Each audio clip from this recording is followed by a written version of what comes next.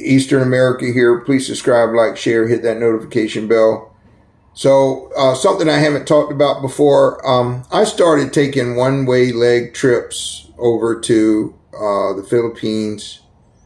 Maybe started doing it maybe 2 years ago. So anyway, just to know, let me talk about this for a moment so you know what, the first time I've heard of this, and I'm sure it's been around for a little while longer, was last year. It's called self-transfer. Remember that buzzword, self-transfer.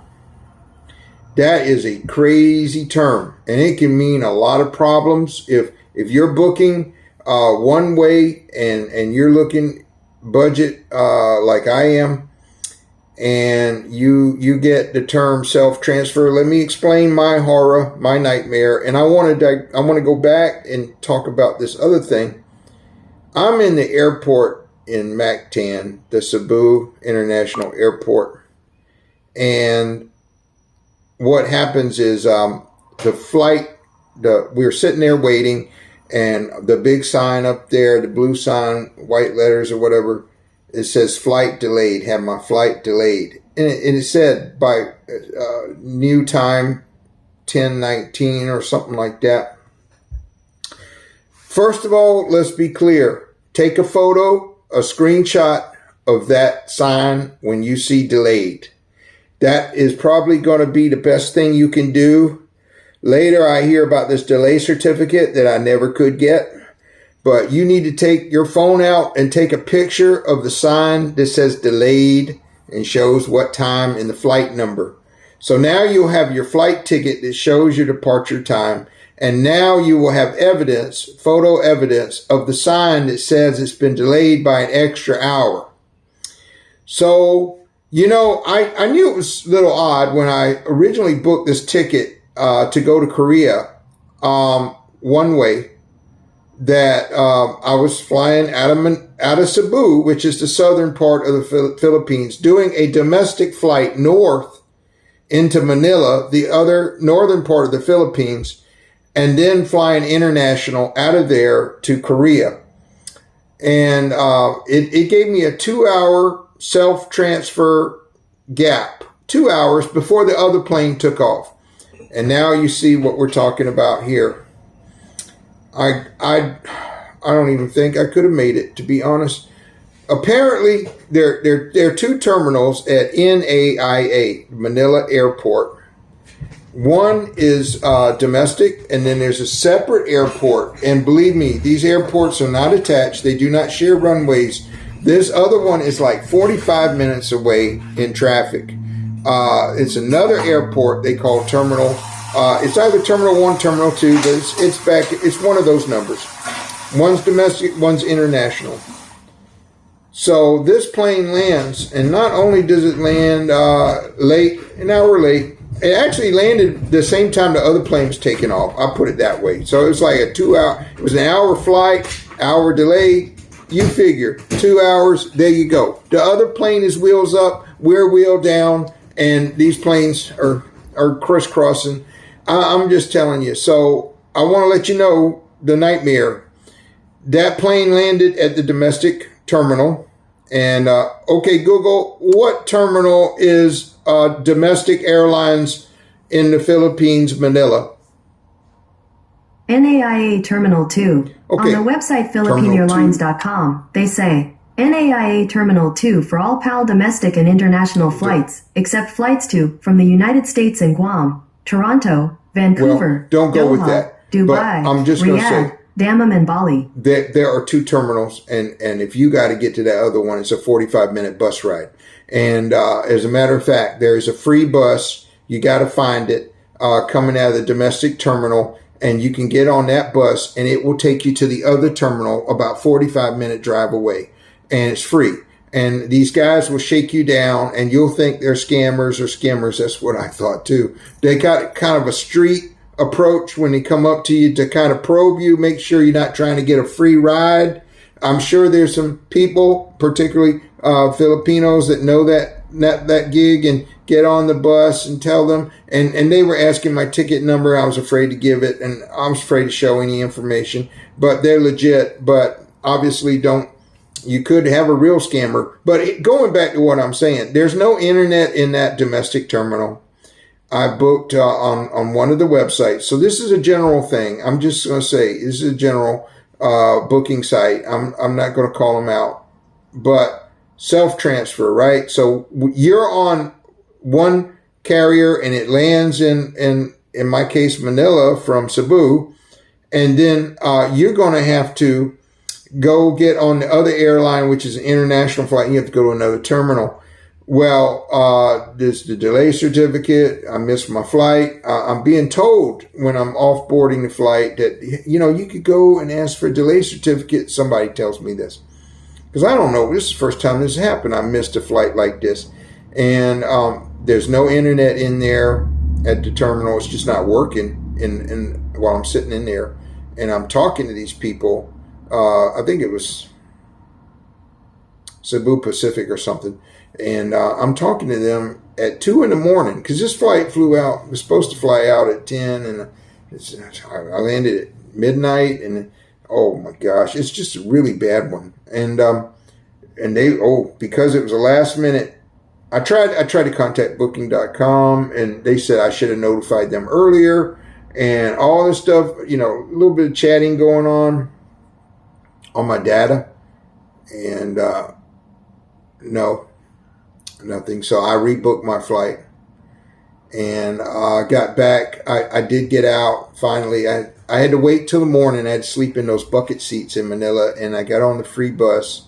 And I rebooked a flight, a budget air flight. It might have been T-Way going to Korea. And that's a good budget airline. If you fly in a Korean airline, try T-Way. That's a good one. And the other one is Juno or something like that. But I get on that flight and get to Korea. I get back to the States and I contact my bank because I lost $138, which is not a lot of money, and a hell of a price to pay to learn something about self-transfer. And so I had to put together all the evidence, and I did a good job, but I did not have a delay certificate. I did not have that photo of the sign, which would have made things a lot clearer for someone adjudicating my credit card payment to this site. So I'm cautioning you to be advised. First of all, I would say avoid anything that says self-transfer because that puts you out of security. Oh, yes, I had to go through immigration to leave the Philippines, even though, I didn't go through immigration coming out of Cebu. I had to go up to Manila. So because that was the last point of embarkation going to Korea, or port of debarkation, leaving Philippines, I had to show my passport and make sure I was all settled up, everything was straight.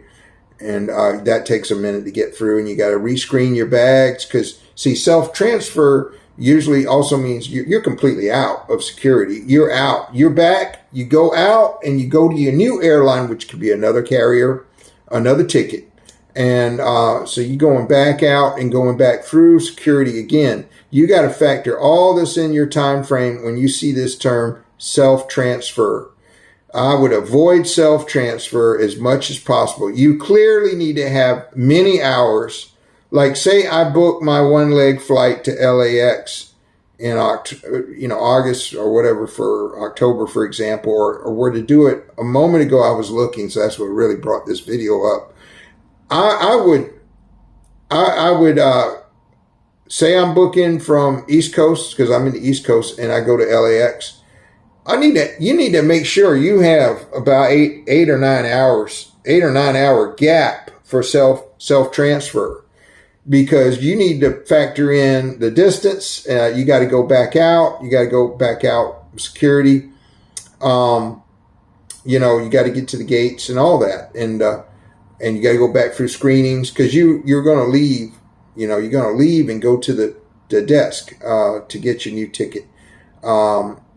So factor all that in. But I'm saying self-transfer. If you've forgotten anything I say, self-transfer is a big red flag. It should be a very large red flag for you. self-transfer can have some serious hiccups.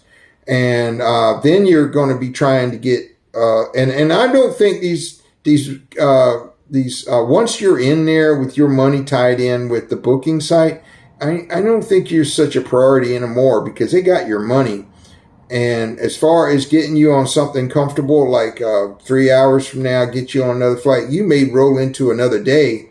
And that's where you probably will not be accommodated for a hotel room because you're going through a third booking site and you've agreed to a 2 o'clock in the afternoon or 6 p.m. the next day flight. You're probably going to be in those bucket seats in the airport and having that neck strain because you nodded off too many times and you slept with your head down and your neck feels like it's broken when you wake up. So I'm just saying, know what you're doing on this self-transfer. So I'm not ruling it out, but I learned a hard lesson on self-transfer, and mostly also get a photo of the sign. I'm going to knock on this table. Get a photo of the sign that says delayed. You know, they usually have the flight number. Sometimes it's on a nice big TV screen. In my case, it was one of those stretched out blue signs that hang delayed. And I should have took a photo. It would have made everything a lot easier. Because I had to go fax my stuff to my bank from the UPS store. I had to print out all this stuff, my correspondence, what little bit of stuff I had, photocopy of my ticket and all that. But I got my money back. And I'm just saying, I don't know about this booking site. I'm going to book on there probably again because I got a good deal last time. But I'm going to be more careful, and I hope I'm not like flagged as not a good guy because I stood up for myself. We need to stand up for ourselves, and nobody should rip somebody off. But they should have known more about that airport on self-transfer. They should have known, and they probably didn't know. They probably don't send someone to some place to check out the terminals, how you get on a plane, how do you go to the other place. They probably just got all this stuff in the algorithms and AI, or they figure, well, he can barely make it in 2 hours to make the connection, so he'll be the last guy to get on the flight or something. I don't know what they're thinking, but there's no way. We had to go down a stairwell with our bags. We had to get on a bus down there to go into the domestic terminal when we came off the plane. And then I had to stay overnight to make my connection and get on the bus. So I'm going to tell you, Eastern Mom and Eastern America here, we're going to travel in the fall, and we want to make sure we don't have any headaches. And so I'm going to try to keep this as simple as possible. Anyway, Eastern America here. Please subscribe, like, share, hit that notification bell. Bye for now.